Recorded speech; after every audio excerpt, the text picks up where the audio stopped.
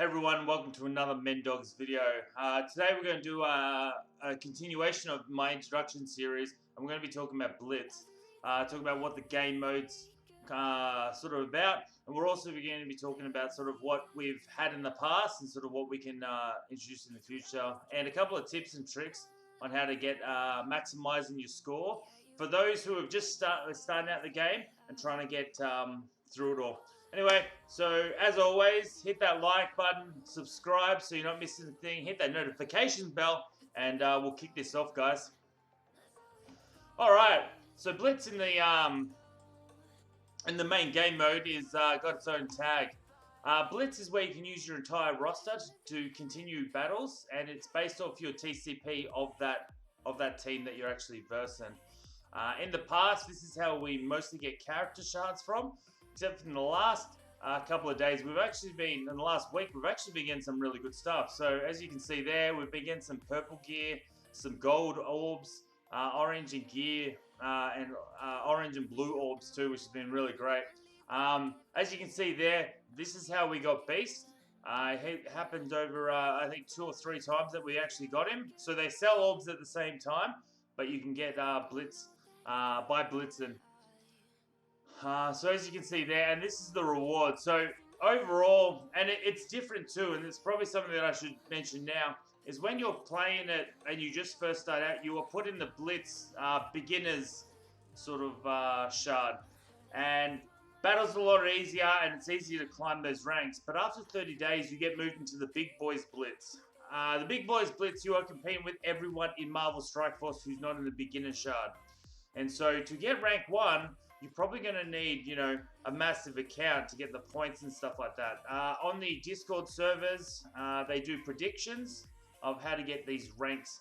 And then obviously you get certain ranks. So me, I'm about 1.3 million TCP, and I usually hit around the 26 to 60% tier. So they differ, each sort of blitz.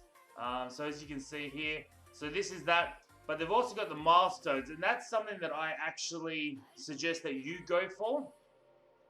And I suggest that if you've got a small account, probably that's all you need to go for. You don't need to spend... I mean, Blitz is a really good way to boost up your World Warrior, which we talked about in the Alliance video.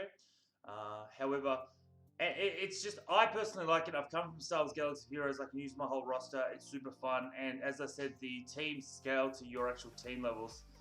So as you can see here, you get some orbs, some gold, some Blitz currency, so you can go through the Blitz store. And at the end, we'll go through my priority for the Blitz store of who you should sort of be aiming for. And then you can keep doing shards and stuff like that. As I said, so currently we're doing this one. And this is a really good example. So if you want to get this little button here up so you can do your teams, that's as simple as go to your settings under the advanced tab and click the cycle through save squads and blitz menu. Something very handy. I really wish that they brought that to the forefront and not having to go through blitz and stuff like that. Anyway, so we've got blitz. 4 battles to get to the next tier. Each tier gives you more points. As you can see, the multiplier, I forget the exact percentage each time it increases. However, you want to make sure, especially if you've got a low account, that you sort of work up to a part where you can, and then have a couple of teams to fail back, drop down to 1. So I can do a battle. We'll do a battle. So as I said, it's changed my TCP with my Fantastic Four team, and now that's changed. So if I go up to and see how there's a very small difference, you'll probably find that these are the exact same teams, right? But if there's a massive increase, it'll increase the percentage, and then you get the points in the middle. So we're going to battle out this really quick, just to show you sort of the gameplay for it. To be honest, I usually just auto this. I just have it in the background, just auto.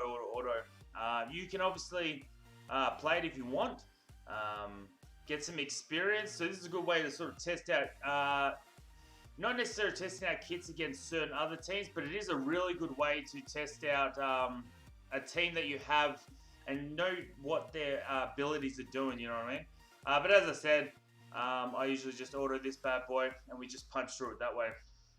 Very easy at this point, and I'll show you the differences with what happens when when I was talking before about how you have a drop team, so a team that you purposely fail on, and what that actually does.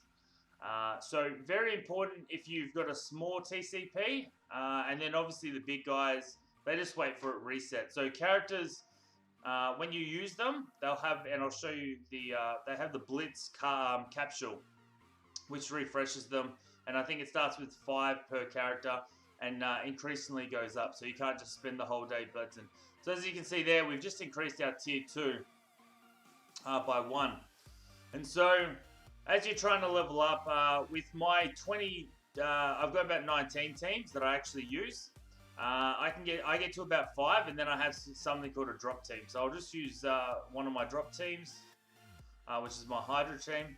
So I just find anyone, doesn't really matter. So just imagine I was level 5. I go into the battle.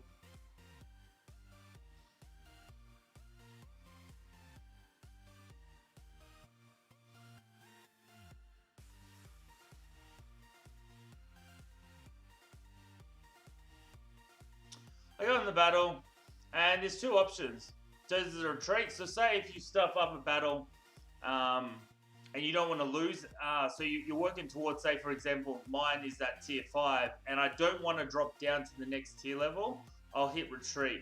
However, if I'm just trying to drop, I'll click lose battle, instantly cancels you out of the battle, it counts as a loss. Retreat gives you that, you still are defeated, however, and as you can see there, my tier went down. And I'll go back to tier 1 if I did another battle. As you can see there, there's the capsules here. I've got 500. 500 is the max. And you get them through either the events, and you can get them through actually doing Blitz as well. So as you can see, 25's there, and it gradually increases the more times you use that team. The team's timer, so as you can see here, I've got an hour and 58 minutes, and then they refresh, and then I can use them again. So essentially every 2 hours, you're going to be blitzing if you want to. And as I said, it's a really good way for me to start learning the kits and start building those teams. So one of the important things that, again, I think should be brought all the way to the front is this squad builder. It increases as you level up, so it's based on your play level. So BKT, that's kind of my team at the moment, and it depends on what you've sort of got. I've got it, so I use this for war, as for my war teams as well as my blitz teams, and I've ordered it in power level. But I mean, you can do whatever you want. So as you can see there, I've got, you know, the Asgardians and all the teams there. And so how you build that, you just select a character and you click that bad boy there. I've saved that. Oh, I've already saved it. Sorry. So and it would save it there. So definitely a very good tool, so you can start recreating these teams that you use all the time.